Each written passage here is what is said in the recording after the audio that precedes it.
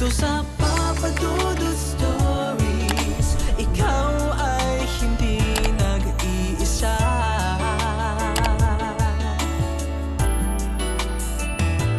Dito sa Papa Dudut Stories, may nagmamahal sa'yo. Papa Dudut Stories, Papa Dudut Stories. Dear Papa Dudut, sa lahat po ng mga nakatutok ngayon, huwag pong kalimutan mag-like, mag-share at mag-subscribe. Maraming salamat po sa inyong lahat.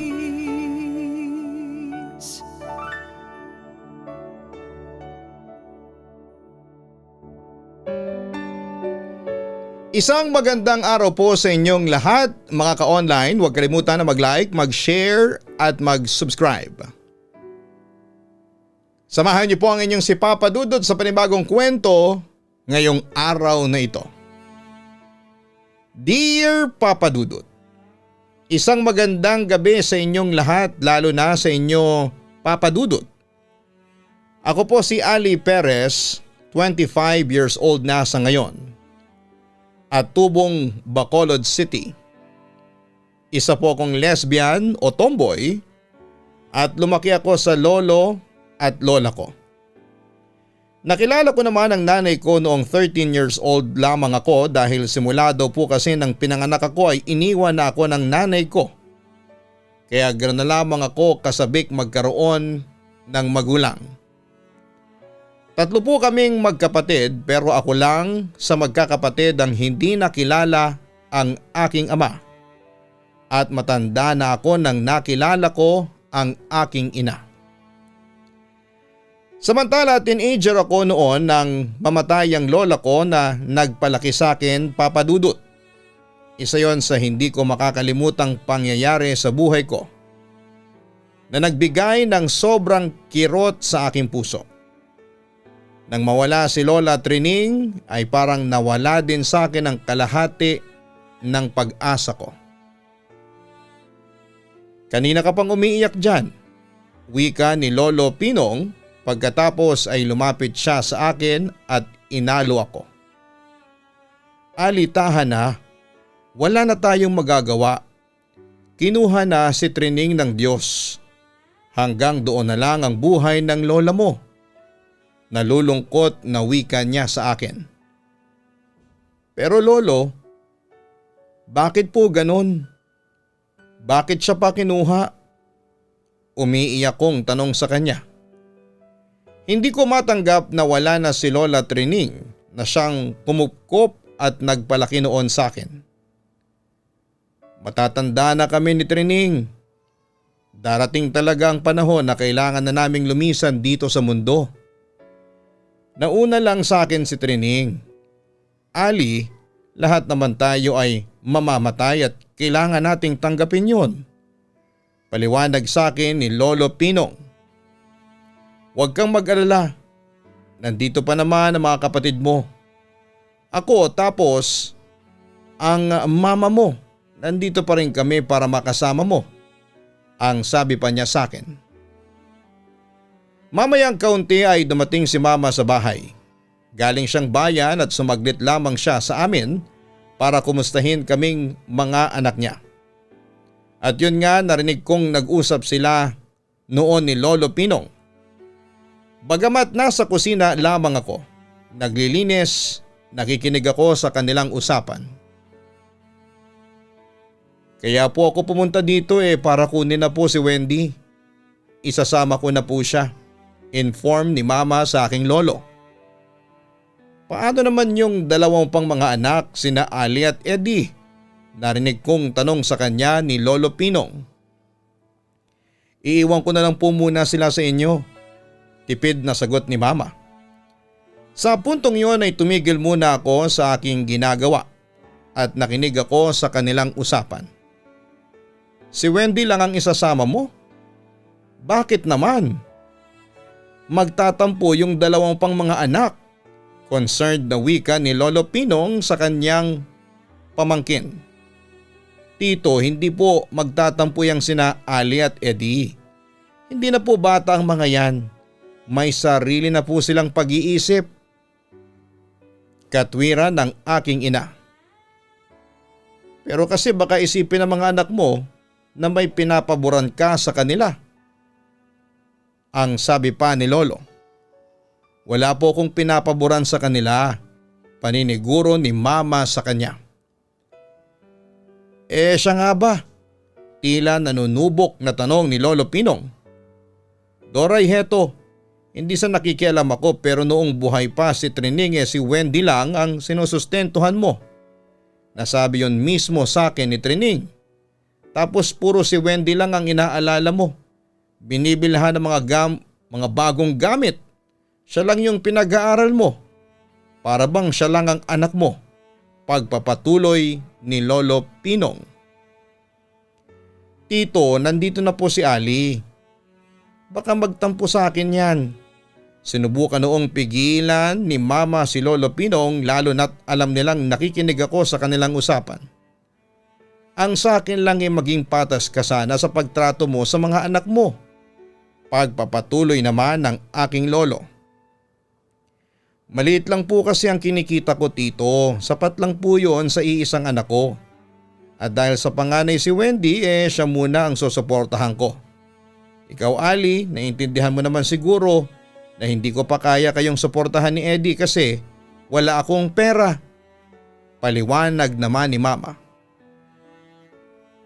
Kapag nakaluwag-luwag ka na maalala mo pa rin ang dalawa mong anak sana. Concern pa rin wika ni Lolo Pinong. Sa puntong yon ay huminga naman ng malalim si Mama. Bago muling nagsalita. Tito, pwede po bang makiusap sa inyo? Kayo po muna sana ang kumupkop kina Ali at Eddie? Si Wendy na lang muna po ang kukunin ko. Pero huwag kayong mag-alala. Kukunin ko rin yung dalawa kong anak kapag maayos na ang lahat. Pakiusap sa kanya ni Mama. Sige Doray, ako na muna ang bahala sa mga anak mo. Aalagaan ko sila sa abot ng aking makakaya. Pangako pa ni Lolo Pinong kay Mama. Pagkatapos noon Papadudot ay umalis na si Mama kasama si Ate Wendy. Samantala, April 17, 2013 ay nagpasya si Lolo Pinong na lumipat dito sa Maynila para pag-aralin kami ni Eddie. 3 taon din yon. At dahil sa mayroong maliit na negosyo si Lolo Pinong na kainan, ay natapos ko ang sekundarya ko. Pero dumating ang panahon at naging mahina na si Lolo Pinong. At makalipas nga ang ilang taon ay binawian na din siya ng buhay. At yon ang naging dahilan kaya hindi ako nakapag-aral na ng kolehiyo. Sobrang lungkot ko po noon Papadudot dahil ang nag-iisang taong nagmamahal sa akin ay iniwan ako. Sa kabilang banda ay naging isang malaking pagsubok sa amin ang pagkawala ng taong tagapag-alaga namin. Napunta kami noon sa pangangalaga ng isa kong tiyahin. Ayos naman pero hindi kasing init ng pagmamahal ni Lolo Pinong ang natanggap namin mula sa kanya. At dahil sa hirap din ng buhay ni Tita ay palagi kaming pagod dahil sa paghanap buhay. At pumasok din sa isipan ko na humingi ng tulong sa aking ina. Nagbabaka sakaling matulungan niya ako at matapos na ang aking problema.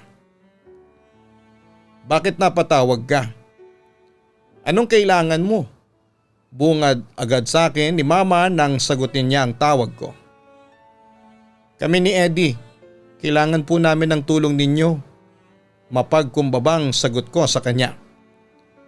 Wala pa akong maitutulong sa inyo sa ngayon. Gipit pa rin ako sa pera. Sagot niya sa amin na para bang nagmamadali at hindi siya masaya na kausap ako. Ganun po ba? Sabi ko na lamang.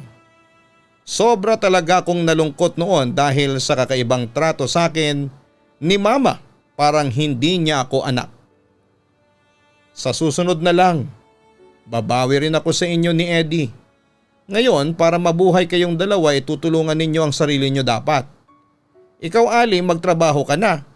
nasa tamang edad ka na para kumilos. Para sa buhay ninyo.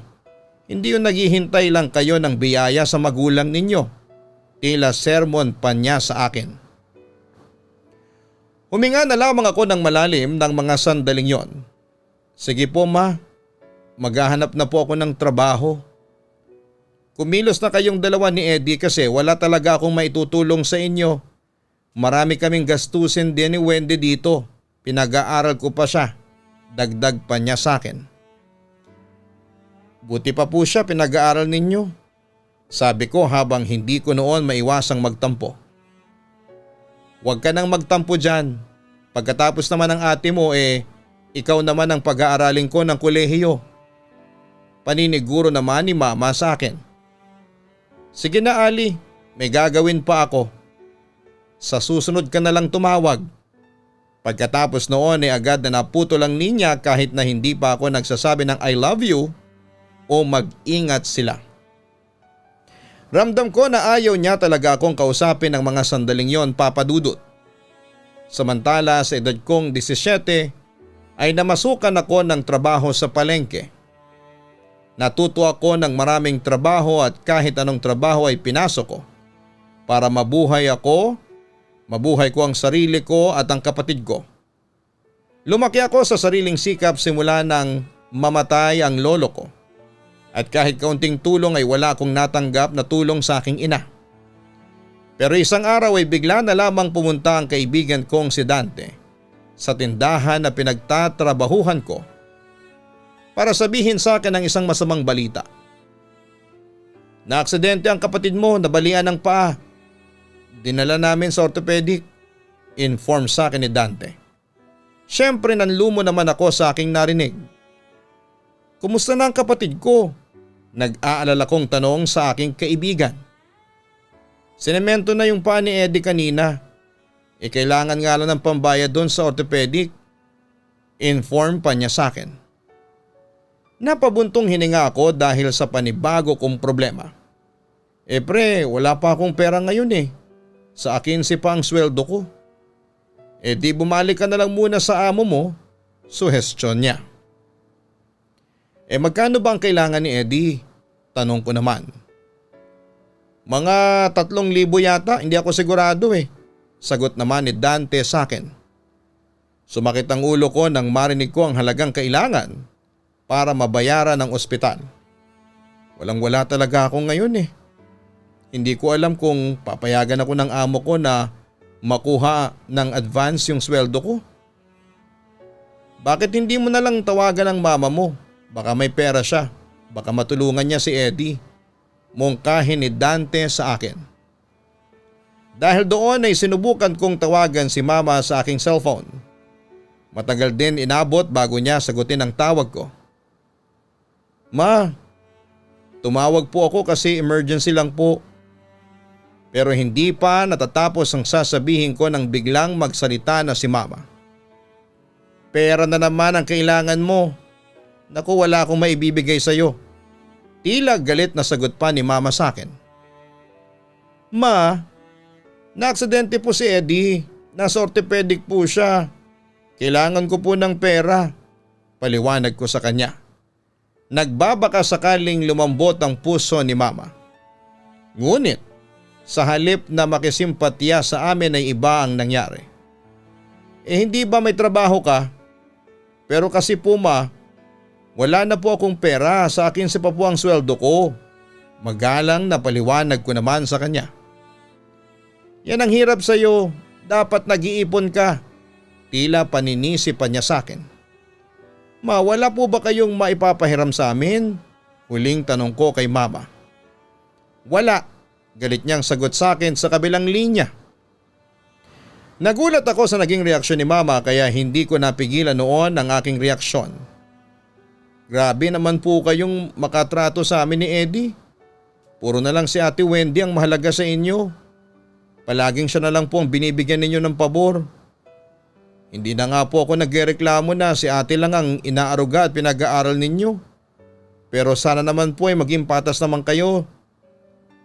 Bakit si ate lang po ang lagi niyong inaasikaso? Si ate lang po ba ang anak ninyo? Kung si ate lang pala ang kaya ninyong mahalin, edi sana hindi na lang po kayo nag-anak pa. Sa puntong yon ay binuhos ko na ang lahat ng sama ng loob ko sa kanya. Ali, huwag ka nga magtaas ng boses sa akin, nanay mo ako at anak lang kita. Saway sa akin ni mama. Nanay pala? Kailan po ba kayo nagpakananay sa akin? Sa amin ni Eddie. Kailan po? Ano? Question ko sa kanya. Mabait kasi ang ate mo kesa sa inyo. Tanging kinatwiran niya sa amin. Pero hindi totoo yon kasi matagal kaming nagtimpi ni Eddie sa favoritism ni mama. Ganun po pala. Salbahe pa po pala kami sa lagay na ito. Kung salbahe po kaming anak, sana matagal na po kaming nagreklamo ni Eddie sa ginagawa ninyong pag-abandona sa amin. Na sana'y matagal na po namin kayong sinumbatan sa favoritism ninyo. Sige po. Kung ayaw niyong tumulong sa amin, edi wag. Hindi namin kailangan ng tulong ninyo. Pagbabalik ko sa kanya. Kung ganun pala, bakit ka pa tumawag dito? Kaya wala akong kaamor-amor sa iyo Kasi tomboy ka na nga tapos ganyan pa ugali mo. Sigaw sa akin ni mama bago niya ibinaba ang telepono. Papa Dudut, wala akong masahang tulong mula sa nanay ko. Hindi ko alam kung bakit siya ganun sa akin.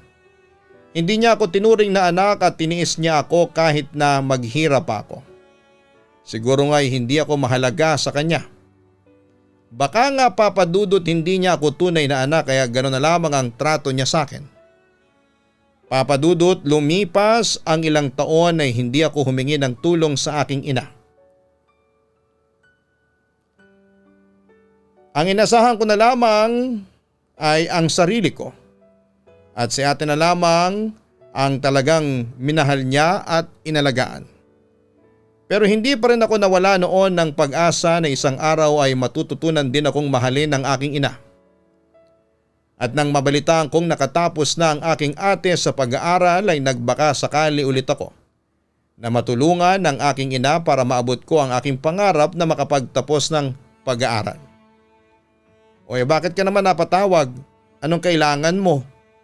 Malamig na tanong sa akin ni mama. Nabalitaan ko pong graduate na po si Ate Wendy ngayong taon. Mapagkumbaba kong sabi sa kanya. Ano ngayon? Anong gusto mong sabihin sa akin? Tila sarkastikong wika niya sa akin. Gusto ko po sana siyang batiin at saka hindi ko maituloy ang gusto kong sabihin dahil bukod sa nahihiya ako, ay natatakot ako sa magiging response sa akin ni mama. Alam ko naman na may kailangan ka sa akin kaya ka napatawag. Wika niya sa akin at tila walang anumang pakikisimpatya sa kanyang boses. Total, tapos niyo na pong pag-aralin si ate. Baka po pwedeng ako naman po sana ang tulungan ninyo. Ma, gusto ko po kasing makapag-aral ng kolehiyo. Agad namang nagsalita si mama. Wala akong pera. Wala akong maitutulong sa'yo. Hindi na ako kumibo noon dahil baka kung ano lang ang masabi ko sa kanya. Nagtimpi ako tapos ay nagbuntong hininga, Papa Dudut. Hanggang sa natanggap ko na wala talagang pag-asa na pansinin at mahalin ako ni mama. Ma, ginaganito niyo po ba ako kasi hindi niyo tanggap na tomboy ako? O baka naman po hindi niyo ako anak? Kaya ganito po ang pagtrato ninyo sa akin. Mahina pero magalang pa rin na tanong ko sa kanya. Anak, maniwala ka sa akin, wala na akong maitutulong sa'yo. Pagod na ako. Kung gusto mo sa Ate Wendy mo na lang humingi ka ng tulong. Pasensya na anak. Ang sabi ni mama at sa pagkakataong yon ay tila nakaramdam siya ng guilt sa pagkukulang niya sa akin bilang isang ina. Sige po ma, hindi na po ko hihingi ng tulong. Pasensya na po kung nakaistorbo ako sa inyo. Magalang ko pa ring sabi sa kanya at sa puntong yon ay ako na ang unang nagbaba ng telepono. Samantala hindi man ako matulungan ni mama ay merong mga tao namang dumating sa buhay ko para tulungan ako. Nang mamasukan akong kasambahay sa isang lesbian couple ay maganda ang naging pagtrato sa akin.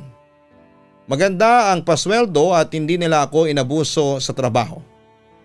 Pagkatapos noon ay laking gulat ko nang magpasya silang pag-aralin ako sa kolehiyo dahil ayon sa kanila ay nakitaan nila ako ng malaking potensyal na umasenso. Papadudot, sila na ang tinuring kong pamilya at magulang ko. At kinalimutan ko na ang aking ina dahil alam kong wala ng pag-asa pa para mahalin niya ako, tulad ng pagmamahal na ibinigay niya sa ate ko. Samantala, taong 2019 ay natapos ko din ang kolehiyo, BS Entrepreneurship. Lahat ng mga mahal ko sa buhay, ang mga amo ko sina Dante at mga kaibigan ko at ilang mga kamag-anak ko kasama na ang kapatid kong si Eddie ay masayang bumati sa akin. Tanggapin mo ang regalo namin mag-partner para sa iyo. Wika ng amo kong si Sir Tony, isang lesbian. Wow talaga po, para sa akin to. Hindi naman ako makapaniwala sa kanilang regalo na 30,000 pesos cash at isang brand new na laptop. Malit na bagay lang yan kumpara sa kabutihang binigay mo sa amin ni Tony. Alam naming magagamit mo yan sa pag-araw-araw mong trabaho. Sabi naman ni Ma'am Elisa na partner ni Sir Tony. Samantala hindi ko naman mapigil ang umiyak sa harapan ng dalawang amo ko. Sa totoo lang po, nagpapasalamat talaga ako kasi dumating po kayong dalawa sa buhay ko. Malaki po talaga ang utang na loob ko sa inyo. Kundi dahil sa inyo ay hindi po ako makakapagtapos ng kolehiyo. Gusto ko rin pong ipagpasalamat sa inyo yung moral support na ibinigay ninyo sa akin. Kayo po ang nagpupursige sa akin na abutin ko ang mga pangarap ko. Kayo po ang naging inspirasyon ko para matapos ko ng maayos ang pag-aaral ko. Salamat din po sa pagmamahal na ibinigay ninyo sa akin. Tinuring niyo po ako bilang kapamilya. Bilang sarili ninyong mga anak. Maraming salamat po sa inyo. Yon ang natatandaan kong sinabi ko sa kanila, Papa Dudut. Sa kabilang banda, yung araw ding yon ay nakatanggap ako ng tawag mula sa aking ina. Nabalitaan ko nakatapos ka na ng kolehiyo, binabati kita. Sinserong bati sa akin ng aking ina. Salamat po, matipid kong sagot sa kanya. Nakatapos po ako ng high school nang walang tulong ninyo. Biruin nyo man, nakaya ko po yun. Kahit minsan hindi po ako humingi ng tulong sa inyo. Masaya kong wika noon sa kanya. Kaya mo naman palang mabuhay nang wala ako. Tila malungkot na wika naman ni mama sa akin. Opo ma, tama po kayo. Hindi ko nga po kayo kailangan sa buhay ko kasi meron pong mga tao, kahit na hindi ko po sila kadugo mas daig pa kayo sa pagiging responsableng magulang. Minahal po nila ako, tinulungan at ginabayan po nila ako. Nagpakamagulang po sila sa akin. Matanggap ko na po na si Ate Wendy lang ang mahal ninyo. Kaya siya lang po ang itinuring ninyong anak. Ako kahit wag na po ako.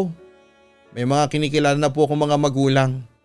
Magalang ko pa rin sagot sa kanya kahit na may kaunting hinanakit noon sa aking puso. Yun lang naman ang tinawag ko sa iyo. Sana'y magpatuloy pa yung pagiging successful mo at good luck. Yun ang huling sinabi ni mama sa akin bago naputol ang linya. Papadudot, sobrang kasiyahan ko nang makatapos ako ng kolehiyo. Agad ako nakahanap ng trabaho sa isang food manufacturing corporation bilang marketing assistant. Mas nagpursige akong magtrabaho at wala pang 8 buwan ay agad akong na-promote bilang marketing junior manager. Samantala noong mga panahong yon ay pinatawad ko na ang nanay ko sa mga pagkukulang niya sa akin. Pinasa Diyos ko na lamang ang lahat. Pero kahit na pinatawad ko na siya ay minabuti ko na ring lumayo sa kanya at mamuhay ng mag-isa. Papadudot, kahit salat ako sa pagmamahal ng isang ina ay ibinigay naman sa akin ang Diyos. Binigay ng Diyos sa akin ang mga taong nagmamahal sa akin ng totoo. At isa na nga roon si Emma. Emma, Sobra talaga ako nagpapasalamat sa Diyos kasi hinayaan niyang makilala kita. Sabi ko noon kay Emma habang inaya ko siyang mag-date noong araw na na-promote ako sa trabaho. Ako rin masaya ako at nakilala kita at naging parte ng buhay ko. Ang wika naman ni Emma sa akin. Kung alam mo lang kung gaano kita kamahal, pabulong ko sa kanya. Alam ko naman yun, Ali. Alam ko at nararamdaman ko kung gaano mo ko kamahal. Tugon niya. Nagpatuloy naman ako sa pagsasalita. Kung hayaan mo lang sana ako na mahalin ka, sinisigurado ko sa iyo na hindi mo pagsisisihan yon. Pangungumbinsi ko pa sa kanya. Kung sabihin ko sa iyo na pumapayag na ako maging girlfriend mo. Siyempre nagulat naman ako sa narinig ko mula sa kanya. Ha, talaga? Pumapayag ka na? Hindi ako makapaniwala that time at naghintay ako sa kanya ng clarification. Kakasabi ko lang kanina, hindi ba? Natatawang sagot ni Emma sa akin pagkatapos ay muli siyang sumeryoso. Ali, simula sa gabing to girlfriend mo na ako. Kahit na tomboy ako okay lang sa'yo? Hindi mo ako ikakahiya? Panunubo ko sa kanya. Bakit naman kita ikakahiya? Mahal kita. Hindi kita ikakahiya. Alam mo Ali, wala akong pakialam sa sasabihin ng ibang tao. Kahit na sabihin pa nilang lesbiana o tomboy ang karelasyon ko. Hindi naman sila magmamahal kundi ako. At ikaw ang gusto kong mahalin, Ali. Paggarantiya naman sa akin ni Emma. Emma, salamat. Sabi ko sa kanya bago ako napahalik sa kanyang noon ng di oras. Basta promise mo lang sa akin na hindi mo ko papaiyakin. Ipangako mo sa akin na ako lang ang mamahalin mo. Tanong niya sa akin. Oo naman, pinapangako ko sa iyo na kailanman hindi ka iiyak sa akin. Ikaw lang ang babaeng mamahalin ko. Yon ang naging assurance ko sa kanya. Papadudot simula noon ay si Emma na ang kasama ko at matiwasay na kaming nagsasama ngayon dito sa Mandaluyong. Tungkol naman sa aking kapatid na si Eddie, kasalukuyan ko siyang pinag-aaral ng senior high school sa STI sa Novaliches sa kursong tourism. Si Ate Wendy naman ayon nag-asawa na at may sariling pamilya habang si Mama ay nanatili sa mga kamag-anak namin sa Bacolod. Pero dahil sa sunod-sunod naman ang swerteng dumarating sa akin ay nagpa siya kong bigyan si Mama ng lingguhang tulong pinansyal para naman hindi na siya mamroblema.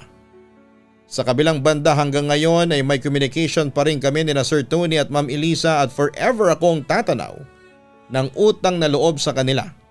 At para makabawi sa kanilang kabutihang loob na ibinigay nila sa akin, tinutulungan ko rin sila ngayon sa kanilang negosyo. Papadudot, simple lang ang kwentong na ibahagi ko sa inyo pero alam kong may kaunting inspirasyon na mapupulot dito.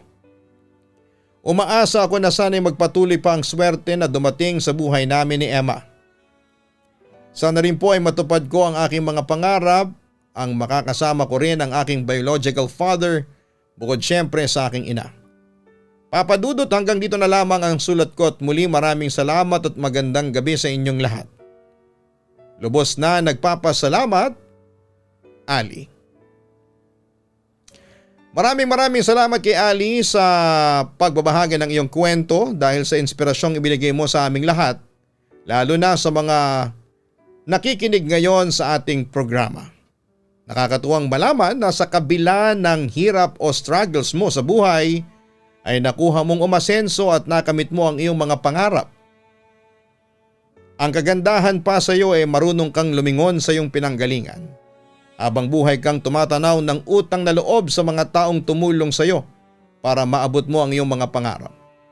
Hindi mo rin kinalimutan ang kapatid mong si Eddie at patuloy mo pa rin siyang sinusuportahan na maabot din ang kanyang mga pangarap. At higit sa lahat ay napatawad mo na ang iyong ina at sa kabila ng mga pagkukulang niya sa iyo ay tinutulungan mo pa rin siya. Masasabi naming napakabuti mong tao, Ali, kaya ipagpatuloy mo lamang yan at hindi ka pababayaan ng Diyos. God bless and more power. Huwag kalimutan na mag-like, mag-share at mag-subscribe. Hanapin po ang Kaistorya YouTube channel. Ito po yung aming isa pang channel na kung saan ay puro horror po yan. At yung aming pong Papa Dudut Family Vlogs na kung saan ay pwede po kayong manalo ng 500 pesos weekly. Kung papaano, hanapin nyo po yung Papa Dudut Family YouTube channel. Maraming salamat po sa inyong lahat.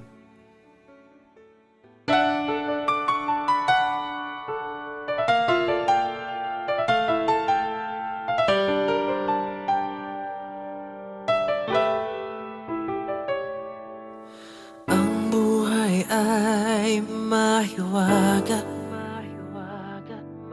laging may lungkot at saya. Sa Papa Dudut Stories, laging may karamay ka.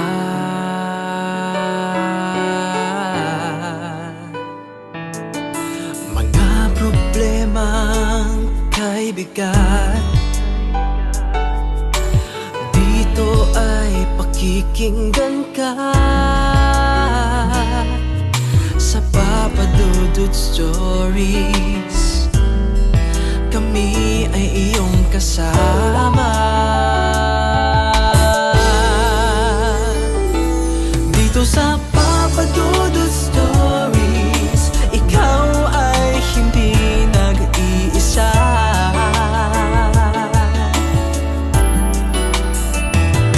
Dito sa Papa Dudut Stories, may nagmamahal sa'yo. Papa Dudut Stories, Papa Dudut Stories.